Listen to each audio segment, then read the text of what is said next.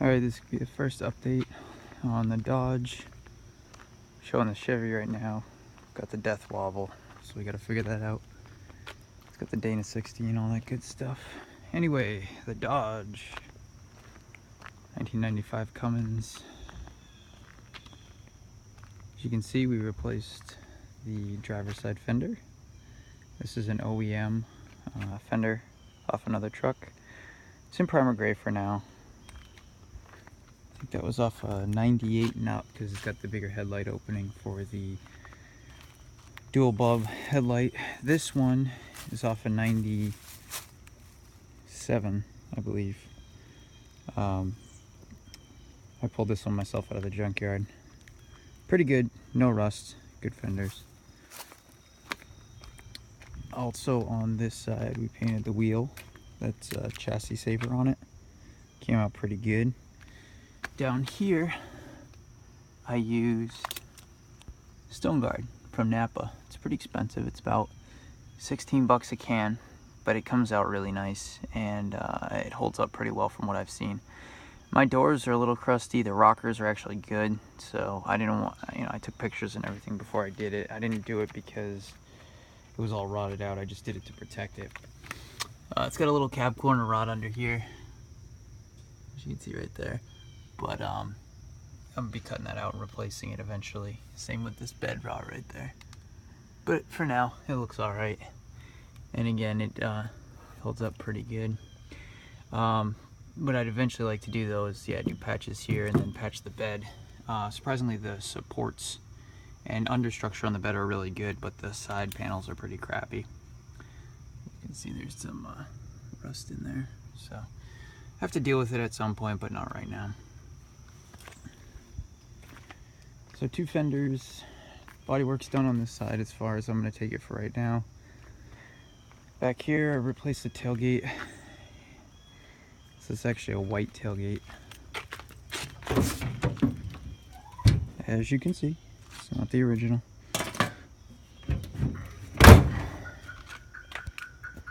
And now my alarm's gonna go off.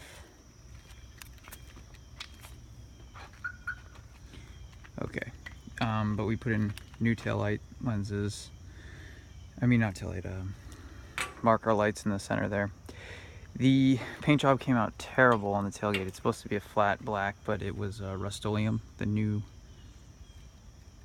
spray nozzles they use don't give a good pattern, as you can see. So eventually the entire truck's going to be painted John Deere Blitz black, and I might clear it or I might just wax it, I'm not sure, but kind of like a satin black color, not a full flat, but like a satin, kind of going for more of like an aggressive look on it.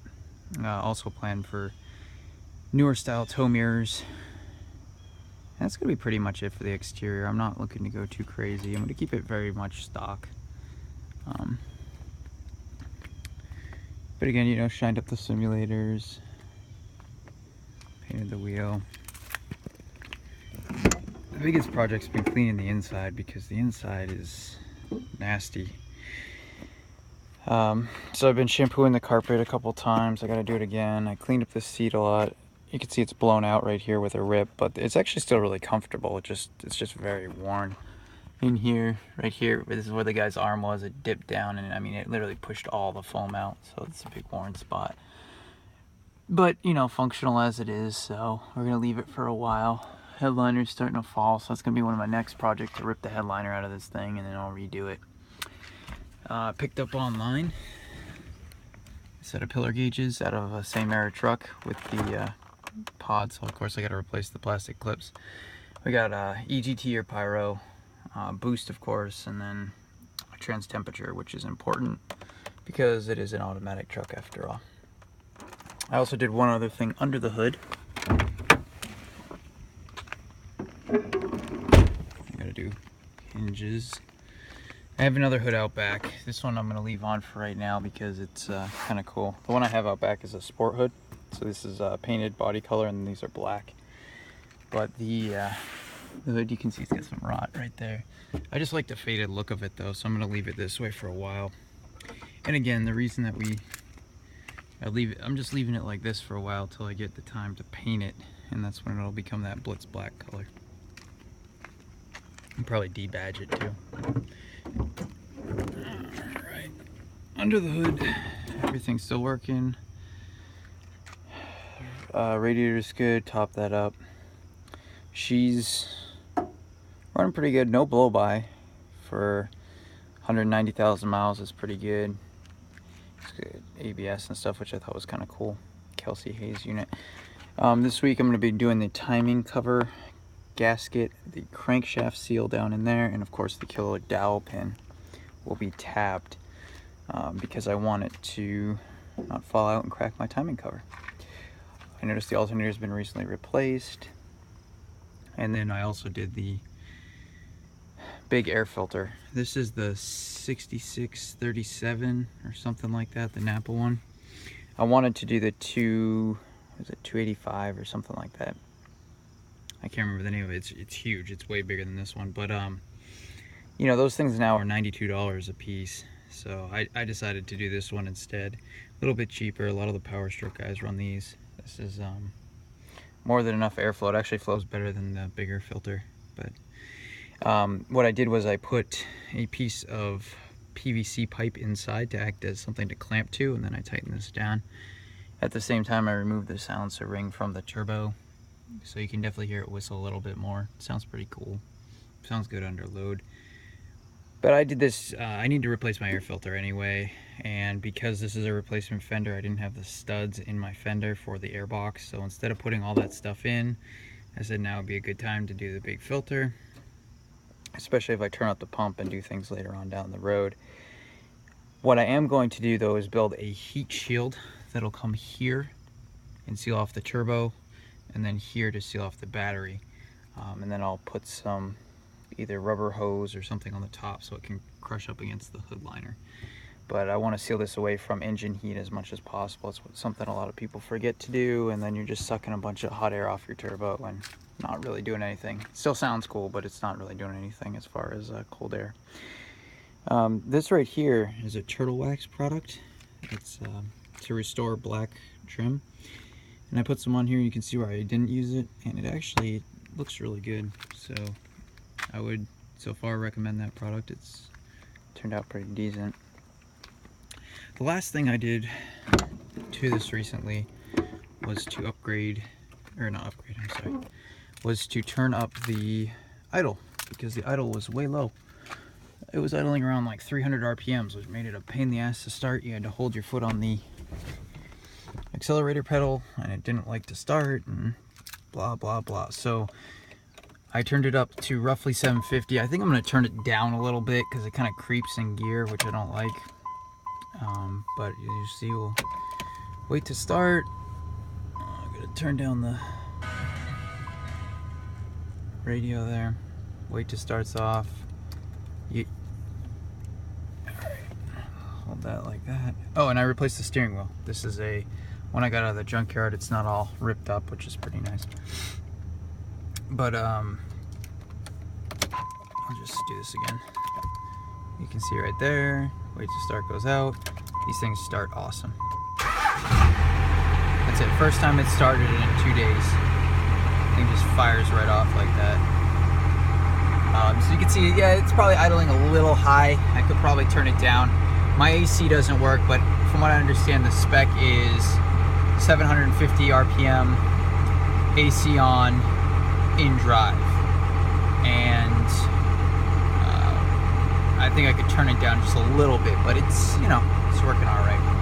When I first adjusted it though, it was great. I had my remote start working again, which was really cool, but now it won't seem to stay on long enough to do that. But my freaking steering is terrible. It's got that really bad Dodge steering, so like that much play and we're not moving the wheels at all. So definitely got either a box or pitman arm or something down there to do. I know it's got new ball joints and it's had the tie rod ends done recently. I also had to fix my fuel gauge because I know it's got more than that in it. But again, none of these other gauges are hooked up or anything like that yet. So it's just kind of still in the mock-up stages. As soon as my other car sells, we'll be able to put this thing on the road. And once it's on the road, I'm going to start driving it a lot more, and then I'm going to start getting things in order.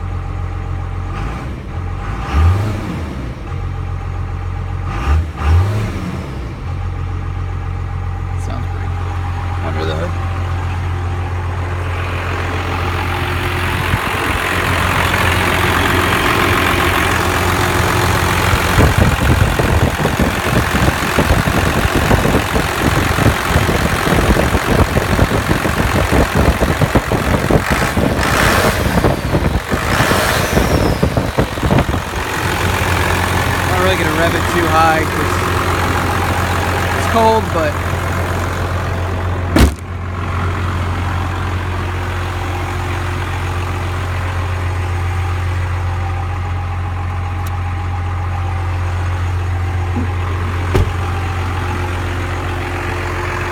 it's cool. I have all the got all the lights and everything working on it now.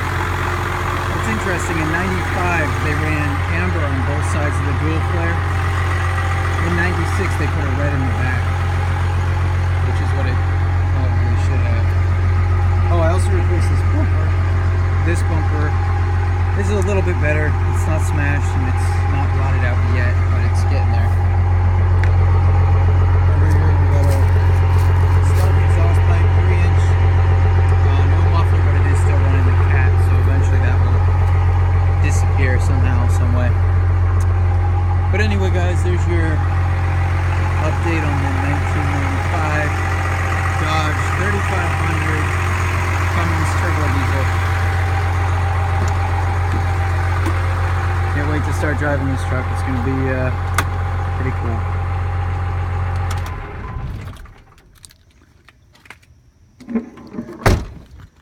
This will be my new daily driver.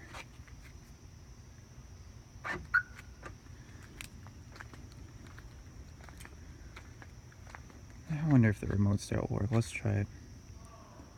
Probably not great for my starter to do this, but just one lock it.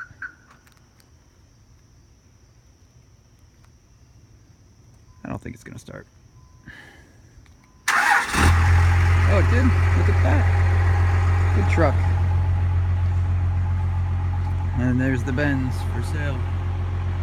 If anybody wants it, $3,300. Our best offer.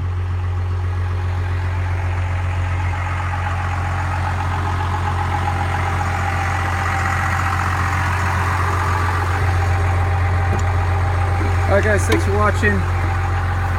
Show you more in the next couple of videos. When I do the killer dowel pin and when we do some work on the front end of that truck, I might take some video. Like I said, it's got really bad death wobble, about 30 miles an hour. The thing starts hopping so bad you can't, it's not even safe. You can't even drive that thing on the street. The axle is perfectly fine in the truck it came out of, so what I suspect is there's not enough preload on the kingpin bushings. I might try some washers just for now to see if I can get it to go away. I'm also going to be replacing the center link. I just got that today. The steering stabilizer is going to be replaced because it was leaking fluid. But, you know, just to replace the steering stabilizer without doing anything else is just a band-aid, and until it wears out, it's going to do it again. So we're going to do that. We're also going to do the axle U-joints and the axle shafts themselves, because I'm going to tear everything down, inspect the wheel bearings and all those other things. So I just think it's, you know, while you have it all apart, you might as well do them.